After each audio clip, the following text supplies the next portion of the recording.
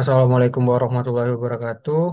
Izin mengenalkan diri, nama Muhammad Farah Halim dari Prodi Rekayasa Sistem Transportasi Jalan. Di sini saya akan mempresentasikan hasil skripsi, yaitu dengan judul Analisis dan Strategi Penanganan Lokasi Rawan Kecelakaan di Kabupaten Sleman, studi kasus ruas jalan Kaliurang. Yang pertama pendahuluan, latar belakang. Yang pertama, kecelakaan lalu lintas menjadi salah satu penyebab kematian terbesar di Indonesia. Umumnya setiap tahun, setiap jam terdapat 3 korban meninggal dunia. Masalah kecelakaan lalu lintas terus terjadi menjadi suatu hal yang vital yang perlu dilakukan kajian terhadapnya, baik mengenai penyebab, akibat, dan penanganan. Salah satu upaya dalam membantu minimalisir dan mengurangi tingkat kecelakaan, maka hal yang perlu dilakukan yaitu dengan mengidentifikasi faktor penyebab dari tingginya kasus kecelakaan lalu lintas. Mengetahui faktor kecelakaan diharapkan dapat membantu upaya penanganan baik secara khusus maupun secara spasial. Jalan Kaliurang merupakan tempat menuju Gunung Merapi dan di kawasan ini terdapat wisata dan kampus sehingga banyak kendaraan yang melintas, serta banyak aktivitas manusia di sekitar ruas jalan tersebut. Rumusan masalah yang pertama, bagaimana identifikasi lokasi rawan kecelakaan lalu lintas di Jalan Kaliurang. Yang kedua, bagaimana strategi penanganan lokasi rawan kecelakaan di Jalan Kaliurang. Tujuan penelitian yang pertama, menganalisis lokasi rawan kecelakaan di Jalan Kaliurang. Yang kedua, menganalisis strategi penanganan lokasi rawan kecelakaan di Jalan Kaliurang. Manfaat penelitian yang pertama mempermudah untuk mengidentifikasi lokasi rawan kecelakaan di Jalan Kaliurang. Yang kedua, memberikan solusi mengurangi risiko kecelakaan untuk meningkatkan keselamatan para pengguna jalan. Yang ketiga, hasil penelitian dapat digunakan untuk mendukung penyusunan kebijakan keselamatan lalu lintas serta penguatan regulasi untuk mengurangi kecelakaan di lokasi prioritas. Bab 2 tinjauan pustaka. Penelitian relevan yang pertama dari Sisra Daniati tahun 2022 menggunakan metode AEK dan uji korelasi SPSS di Jalan Kinali Simpang 4 Kabupaten Pasaman. Studi kasus hubungan antar kecelakaan lalu lintas dan jenis kecelakaan dan jenis kejadian kecelakaan. Yang kedua dari Siregar menggunakan metode statistik magnitudo kecelakaan di Jalan HT Rizal Nurdin, Kota Padas Tumpuan. Yang ketiga Oktopianto tahun 2021 menggunakan metode EAN, Z-score, frekuensi kecelakaan, dan kumulatif summary di Provinsi Lampung. Yang keempat, Putra tahun 2021 menggunakan metode EAN di Jalan Raya Ngerong Cemorosewu. Yang kelima, ada dari Karina tahun 2017 menggunakan metode angka equivalent kecelakaan dan metode Kusum di Kota Lubuk Linggau. Yang ketiga, di bab 3, metode penelitian. Lokasi penelitian yaitu di Jalan Kaliurang, Kabupaten Sleman, Provinsi Daerah Istimewa Yogyakarta. Jalan ini merupakan jalan strategis yang menghubungkan kota Yogyakarta dengan kawasan wisata Kaliurang di lereng selatan Gunung Merapi. Bagian alir yang pertama di sini mengidentifikasi masalah dan kebutuhan. Yang kedua pengumpulan data, data primer dan data sekunder. Data primer yang dibutuhkan yaitu data inventaris jalan, geometrik jalan, kecepatan kendaraan, hambatan samping, dan wawancara. Untuk data sekunder, yang pertama, data kecelakaan berasal dari Polresta Sleman. Yang kedua, peta jaringan jalan. Yang ketiga, nilai kondisi jalan. Selanjutnya, melakukan analisis data. Analisis yang pertama, analisis lokasi rawan kecelakaan. Yang kedua, analisis strategi penanganan lokasi rawan kecelakaan. Selanjutnya, kesimpulan dan saran. Teknik analisis data yang pertama untuk menentukan identifikasi lokasi rawan kecelakaan menggunakan metode EAN. Untuk penentuan batas lokasi kritis lokasi rawan kecelakaan menggunakan dua metode, yaitu metode batas kontrol atas dan upper control limit. Yang ketiga, penentuan lokasi rawan kecelakaan. Yang keempat, karakteristik lokasi rawan kecelakaan. Terdapat 5 karakteristik. Yang pertama itu hambatan samping, kondisi jalan, kecepatan kendaraan, geometrik jalan, dan inventaris jalan. Selanjutnya itu teknik analisis untuk menentukan strategi penanganan lokasi rawan kecelakaan. Yang pertama, identifikasi faktor internal dan eksternal, pengumpulan data, penyusunan matrik, dan evaluasi strategi penanganan lokasi rawan kecelakaan. Bab 4, hasil dan pembahasan. Eh, yang pertama, kecelakaan lalu lintas yang terjadi pada Jalan Kaliurang di tahun 2022 hingga 2024 memiliki angka kecelakaan sebanyak 359 kejadian dengan jumlah korban meninggal 24 orang dan luka ringan sebanyak 451 orang. Karakteristik kecelakaan lalu lintas ada 4 karakteristik. Yang pertama, karakteristik berdasarkan waktu, karakteristik berdasarkan jenis kelamin, karakteristik berdasarkan jenis kendaraan, dan yang terakhir, karakteristik berdasarkan tipe tabrakan. Yang pertama, karakteristik berdasarkan waktu. Eh, Kecelakaan paling banyak terjadi pada pagi hari, situ sebesar 34% atau sebanyak 133 kejadian. Selanjutnya, yang kedua terjadi pada malam hari sebesar 26% dengan jumlah kejadian 91 kejadian. Karakter selanjutnya berdasarkan jenis kelamin, jumlah kecelakaan yang paling banyak terjadi melibatkan laki-laki tercatat sebanyak 230 kejadian dan perempuan sebanyak 88 kejadian. Karakteristik berdasarkan jenis kendaraan yaitu paling banyak terjadi melibatkan motor dengan jumlah kejadian sebanyak 297 kejadian dan diikuti oleh mobil dengan sebanyak 56 kejadian. Selanjutnya, karakteristik kecelakaan berdasarkan tipe tabrakan. Tipe tabrakan yang sering terjadi yaitu tabrakan depan samping dengan 103 kejadian lalu lintas, diikuti oleh tipe tabrakan tabrak lari dan samping-samping yang masing-masing terjadi sebanyak 57 kejadian dan 52 kejadian kecelakaan lalu lintas. Penentuan lokasi rawan kecelakaan, analisis ini untuk menganalisis Jalan Kaliurang, saya membagi Jalan Kaliurang ini menjadi 23 segmen dengan masing-masing segmen sepan- sepanjang 1 kilometer. Selanjutnya, eh, untuk menentukan lokasi rawan kecelakaan, melakukan perhitungan nilai batas kontrol untuk mengidentifikasi lokasi rawan kecelakaan dengan metode BKA dan UCL. Setelah melakukan penentuan batas kontrol, terdapat 4 segmen yang termasuk lokasi rawan kecelakaan, yaitu pada segmen kilometer 7 sampai 8, kilometer 8 hingga 9, kilometer 12 hingga 13, dan kilometer 13 hingga 14. Selanjutnya kita masuk ke karakteristik lokasi rawan kecelakaan. Yang pertama itu kondisi geometrik jalan. Untuk kondisi geometrik jalan Jalan Kaliurang kilometer 7 sampai 8, lebar jalur 5 meter, lebar drainase 0,6, kedalaman drainase 1 meter, kemiringan jalan 2%, dan lebar bahu 1 meter. Jalan Kaliurang kilometer 8 hingga 9, lebar jalur 4,25, lebar drainase 0,8, kedalaman drainase 1 meter, kemiringan jalan 2,9%, lebar bahu jalan 0,7 meter.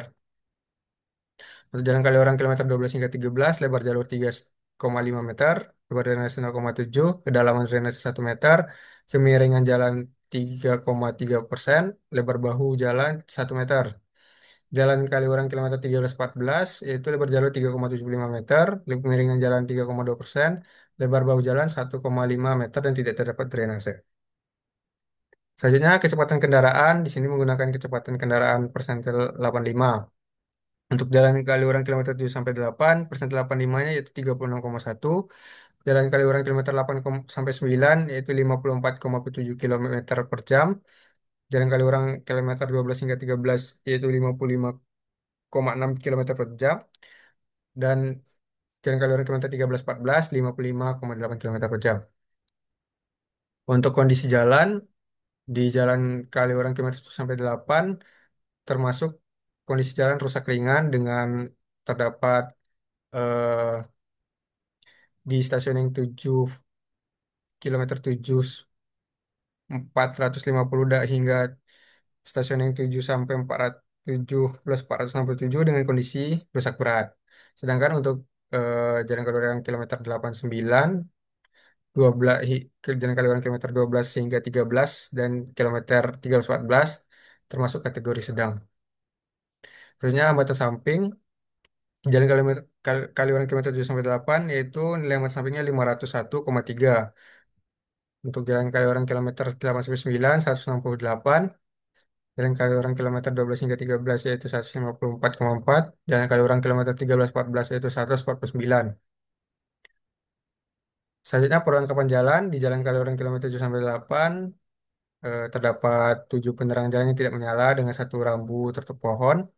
Untuk jalan Kaliurang kilometer 8 hingga 9, terdapat satu rambu tertutup tiang, satu rambu tercoret cat, dan 8 penerangan jalan yang tidak menyala. Untuk jalan Kaliurang kilometer 12-13, terdapat satu rambu tertutup tiang, satu rambu larangan tertutup tiang, 5 penerangan jalan umum yang tidak menyala. Untuk kilometer 13-14, satu rambu tercoret pada cat. Selanjutnya itu strategi penanganan lokasi rawan kecelakaan. Untuk strateginya menggunakan metode SWOT dengan dengan mengidentifikasi faktor internal dan eksternal. Selanjutnya menentukan kekuatan, kelemahan, peluang, dan ancaman. Untuk strategi yang digunakan yaitu yang pertama penambahan pita penggaduh, pengaturan ulang ruang aktivitas warga, peningkatan kondisi jalan serta perbaikan penerangan jalan umum, marka, dan rambu lokasi rawan kecelakaan untuk menurunkan potensi kecelakaan. Yang keempat, pengadaan dan pemasangan rambu lalu lintas.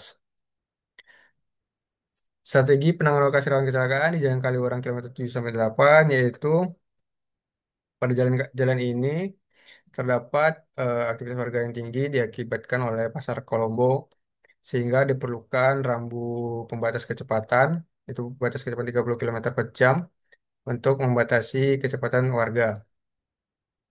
Selanjutnya itu memasang rambu yield di setiap simpang minor dan di jalan ini juga tidak terdapat rambu simpang 3 sebelah kiri dan untuk strateginya itu pemasangan rambu simpang 3 kiri. Selanjutnya di kilometer 8 hingga 9 strateginya itu memasang rambu yield di setiap simpang minor dan di sini eh, memasang Scramble strip untuk melakukan manajemen kecepatan dikarenakan terdapat banyak kendaraan yang melebihi batas kecepatan. Dan di sini juga terdapat rambu simpang 3 kanan yang dimana hasil survei itu jarak antara rambu dan simpangnya itu hanya 19 meter dan ini tidak sesuai aturan di mana aturan itu kalau menurut undang-undangnya minimal jarak antar rambu dan simpangnya ini minimal 50 meter. Dan strategi yang terakhir yaitu memasang rambu hati-hati lokasi rawan kecelakaan. Selanjutnya itu di Jalan Kaliurang kilometer 12-13, strateginya itu memasang rambu di setiap simpang minor dan memasang rumble strip di dekat pertigaan dikarenakan eh, kecepatan kendaraan yang melebihi batas kecepatan sehingga diperlukan manajemen kecepatan. Selanjutnya yaitu tidak terdapatnya rambu peringatan apel dan rambu simpang 3 kanan sehingga diperlukan eh, pengadaan rambu-rambu tersebut. Selanjutnya yaitu di Jalan Kaliurang kilometer 13 hingga 14.